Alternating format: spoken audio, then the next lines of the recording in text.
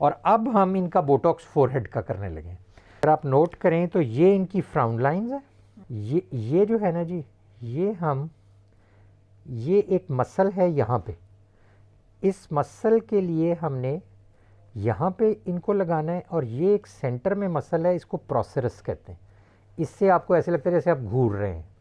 लीजिए अब आपको एक सुई चुभेगी, छोटी सी थोड़ी सी दर्द होगी, ये तो ये आपने जो जो इधर जाना है आपने डीप से सुपरफिशियल होते जाना है, ये और सॉरी ये, और यहाँ थोड़ी सी दर्द आपको और होगी बस। तो ये इनका फ्राउन लाइंस के लिए ट्रीटमेंट हो गया। तो अब इनका फोरहेड का बोटॉक्स का ट्रीटमेंट मुकम्मल हो गया।